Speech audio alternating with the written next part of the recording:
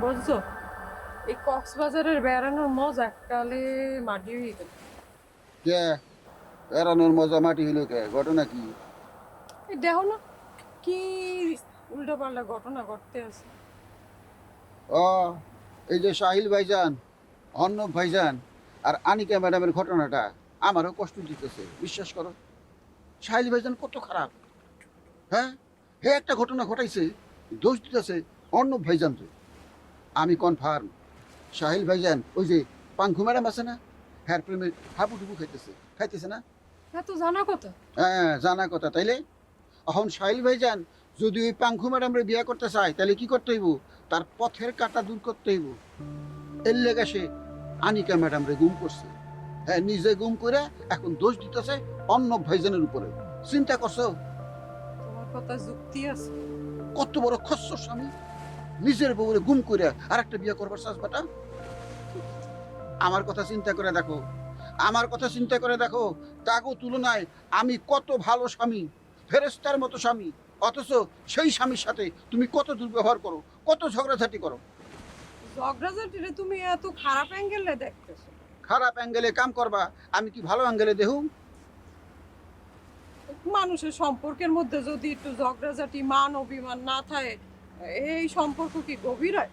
ঝগড়াঝাটি মাঝে মধ্যে হইব, এটা ঠিক আছে, কিন্তু তুমি তো সীমা ছেড়ে দাও। তুমি ঝগড়া করার সময় মাঝে মধ্যে আমার গলা চিপে মারতে আসো, এইটা কি ঠিক নাকি?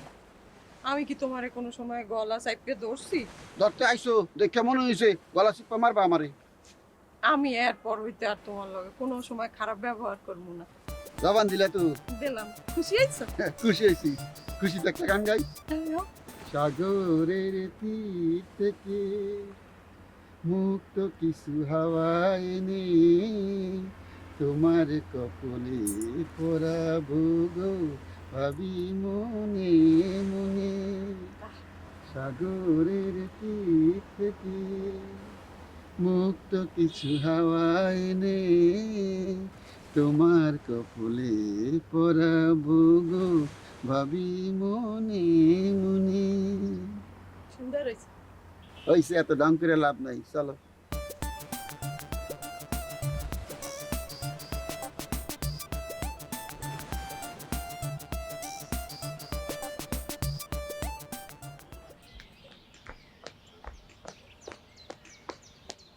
সাহিল, একটা ঘটনা ঘটে গেছে। কি ঘটনা? আমি মাত্র দেখলাম আনিকার মতন একজনকে রেস্টুরেন্টে ঢুকতে। কি বলছো? এই রেস্টুরেন্টে?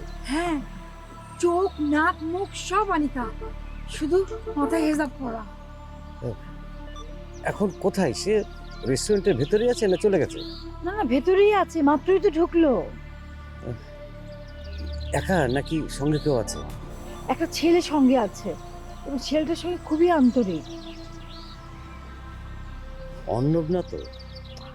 আরে না, অন্য কি করে হবে? ওকে তো আমি ভালোভাবেই চিনি, এটা অন্য কেউ।